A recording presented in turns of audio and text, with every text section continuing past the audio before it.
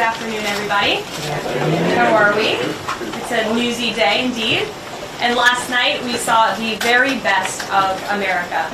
After spending nearly 300 days aboard the International Space Station, Butch Wilmore and Suni Williams are back on Earth. These two incredible astronauts were only supposed to be up there for 8 days, but because of the Biden administration's lack of urgency, they ended up spending 9 months in space. Joe Biden's lack of courage to act boldly and decisively was a big reason why Butch and Suni did not make it back until yesterday. But President Trump doesn't waste time. Immediately after taking office, President Trump directed Elon Musk and SpaceX to rescue these brave astronauts alongside NASA. The president also called the acting administrator of NASA and told her to bring the astronauts home as soon as possible. As acting administrator Janet Petro said herself yesterday, per President Trump's direction, NASA and SpaceX worked diligently to pull the schedule a month earlier.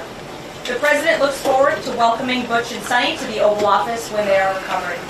This historic mission brings new meaning to President Trump's promise to always look out for the forgotten man and woman. On another important matter, yesterday, President Trump and President Putin spoke about the need for peace and a ceasefire in the Ukraine war.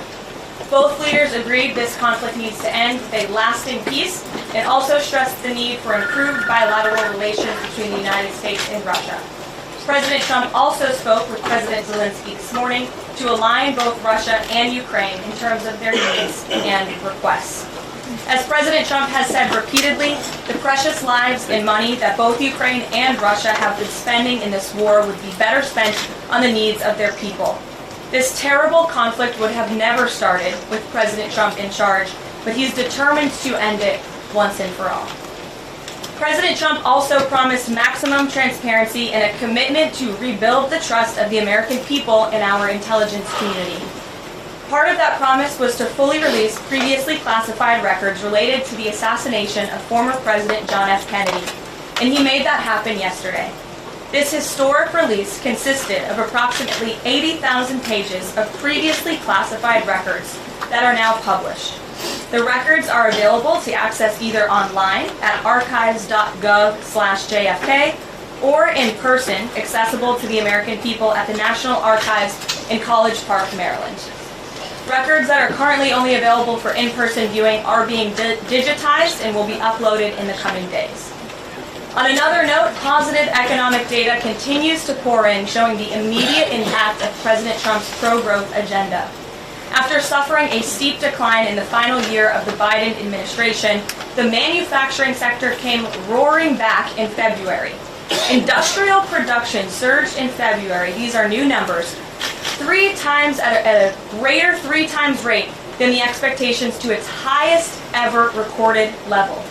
And President Trump's laser focus on massive deregulation and unleashing our domestic energy industry is leading to stabilities for Americans' bottom lines. As Newsweek summed it up today, gas prices are plummeting under President Trump. And the Trump administration continues to make American communities safer through our ongoing mass deportation campaign of illegal alien criminals. Yesterday, FBI Director Kash Patel announced the agency captured another fugitive from its 10 most wanted list, securing the extradition of Francisco Javier Roman Bardelas, a key senior leader of the brutal MS-13 gang. And the brave men and women of ICE also arrested a number of dangerous aliens across the country in recent days. You will see them on this screen. ICE San Francisco just arrested a citizen of Guatemala convicted of sexual battery. ICE New Orleans arrested a citizen of Ecuador convicted of rape in Suffolk County, New York. ICE Atlanta arrested a citizen of Mexico convicted of assault by strangulation. ICE Dallas arrested a citizen of Mexico convicted of assault with a firearm and rape with a foreign object. And ICE Houston arrested a citizen of Guatemala convicted of indecent sexual contact with a child in Texas. These are heinous criminal alien monsters who the previous administration allowed to flood into our country. And every time President Trump and his team deport one of them, our country becomes safer. Finally, before I open it up to questions, I want to tout how successful our efforts have been in filling out President Trump's administration. There have been a record number of 281 Senate confirmed nominations already, with another 280 in process. Here at the White House, OPM, and GSA, we have filled 100% of the total number of slots. And this is a record number of placements in the first 58 days of any administration, and a testament to the caliber and the sheer quantity of talented people who want to work for President Trump to make America great again. Here in our new media seat today, we have Katie Pavlich. Katie is the editor of townhall.com, which is a subsidiary of Town Hall Media. It's a leading conservative news and opinion outlet based right here in Washington, D.C., with writers and journalists reporting around the country. Last year, Town Hall Media had 60 million unique users and 1.4 billion page views, with a broad reach on a number of social media platforms. With that, Katie, Americans can absolutely expect to see the continuation of the mass deportation campaign that has been successfully led by this president, Secretary of Homeland Security Kristi Noem, and also our Secretary of State, Marco Rubio. Since you brought up the judges, I would like to point out that the judges in this country are acting erroneously. We have judges who are acting as partisan activists from the bench. They are trying to dictate policy from the President of the United States. They are trying to clearly slow walk this administration's agenda, and it's unacceptable. As the President said last night, we will continue to comply with these court orders. We will continue to fight these battles in courts, but it's incredibly apparent that there is a concerted effort by the far left to judge shop, to pick judges who are clearly acting as partisan activists from the bench in an attempt to derail this president's agenda. We will not allow that to happen. And not only are they usurping the will of the president and the chief executive of our country, but they are undermining the will of the American public, tens of millions of Americans who duly elected this president to implement the policies that are coming out of this White House. Well, we certainly hope that Democrats all of a sudden are pouring more money in the pockets of the American public.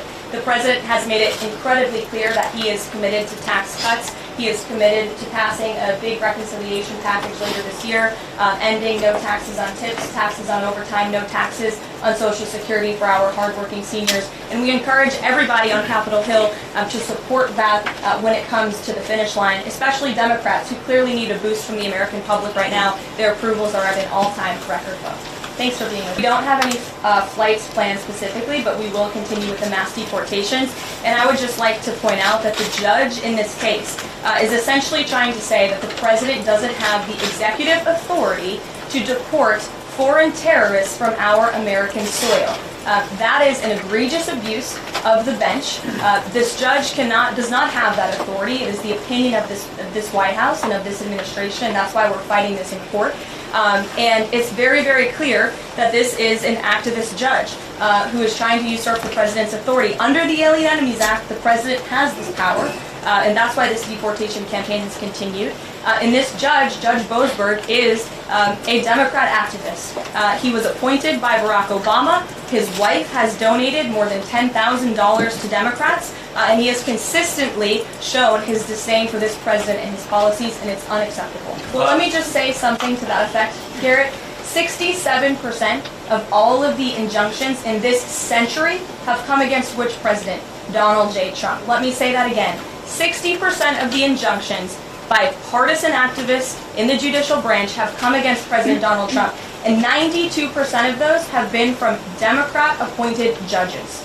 This is a clear, concerted effort by leftists who don't like this president and are trying to impose or slow down his agenda. Well, look, the president has made it clear that he believes this judge in this case should be impeached. And he has also made it clear that he has great respect for the Chief Justice John Roberts, and it's incumbent upon the Supreme Court to rein in these activist judges. These partisan activists are undermining the judicial branch by doing so. We have co-equal branches of government for a reason, and the president feels very strongly about that. Well, you're right. They are trying to block, delay, and impede. This is lawfare. The president is no stranger to it. He faced it in his campaign, and this is a continuation of the lawfare that President Trump faced as a candidate, and he's now unfortunately facing as a president. Clearly, these partisan activists in the judicial branch didn't get the memo on November 5th when the American people overwhelmingly re-elected this president to continue with mass deportation. deportations. So White House counsel and the Department of Justice are working on this. They're appealing these cases, and we will continue to use the full weight of the White House counsel's office and the president's team of lawyers to fight this in court, because we know we will win, even if we have to go all the way to the Supreme Court. Well, we absolutely disagree with the legal opinion of the individual that you mentioned. We would not have moved forward with this if we didn't believe the president. This was within the president's executive authority to continue with this mass deportation effort under the authority provided to him under the Alien Enemies Act. And when you read the act, as I did last time at the podium, a predatory incursion is absolutely what has happened with Tren de Aragua. They have been sent here by the hostile Maduro regime in Venezuela, and the president, immediately upon taking office, designated TDA as a foreign terrorist organization.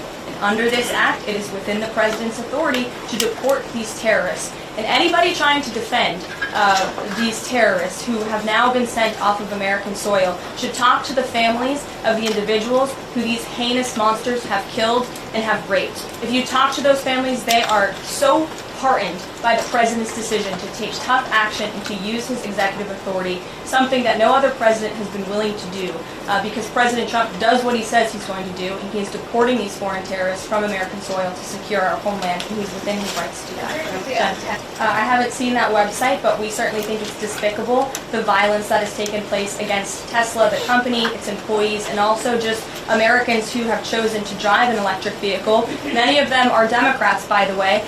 Democrats were big supporters of Tesla and of electric vehicles until Elon Musk decided to vote for Donald Trump. So we would like Democrats to also come out and condemn this heinous violence that we have seen, and I believe the Attorney General has said she's investigating these incidents as acts of domestic terrorism. Sure. When it comes to Ukraine, I do have a statement for you from the National Security Advisor and also the Secretary of State. First, I'd like to reiterate what the President said earlier following his call with President Zelensky this morning. He said he just completed a very good telephone call with President Zelensky. It lasted approximately 1 hour. Much of the discussion was based on the call made yesterday with President Putin in order to align both Russia and Ukraine in terms of their requests and needs. We are very much on track, and I will ask Secretary of State Marco Rubio and Mike Waltz to give an accurate description of the points discussed. That statement will be put out shortly. While I have that statement for you right here, bear with me as I read it. Today, President Trump and Ukraine's President Volodymyr Zelensky had a fantastic phone conversation. President Zelensky thanked President Trump for a productive start for the work of the Ukrainian and American teams in Jeddah on March 11th. The meeting of the senior officials from both nations significantly helped in moving toward ending the war. President Zelensky thanked President Trump for the support of the United States, especially the Javelin missiles that President Trump was first to provide in his efforts towards peace. The leaders agreed Ukraine and America will continue working together to bring about a real end to the war, and that lasting peace under President Trump's leadership can be achieved. President Trump fully briefed President Zelensky on his conversation with Putin and the key issues discussed. They reviewed the situation in Kursk and agreed to share information closely between their defense staffs as the battlefield situation evolved. President Zelensky asked for additional air defense systems to protect his civilians, particularly Patriot missile systems, and President Trump agreed to work with him to find what was available, particularly in Europe. The two leaders also agreed on a partial ceasefire against energy. Technical teams will meet in Saudi Arabia in the coming days to discuss broadening the ceasefire to the Black Sea on the way to a full ceasefire. They agreed this could be the first step toward the full end of the war and ensuring security. President Zelensky was grateful for the president's leadership in this effort and reiterated his willingness to adopt a full ceasefire. President Trump also discussed Ukraine's electrical supply and nuclear power plants. He said that the United States could be very helpful in running those plants with its electricity and utility expertise. American ownership of those plants would be the best protection for that infrastructure and support for Ukrainian energy infrastructure. President Zelensky also thanked President Trump for continuing to push humanitarian concerns, including the exchange of prisoners of war. He noted they had just had a successful exchange and thanked the president for his leadership on that. President Trump also asked President Zelensky about the children who had gone missing from Ukraine during the war, including the ones that had been abducted, and President Trump promised to work closely with both parties to help make sure those children were returned home. They agreed all parties must continue the effort to make a ceasefire work. The presidents noted the positive work of their advisors and representatives, especially Secretary Rubio, National Security Advisor Mike Waltz, Special Envoy Kellogg,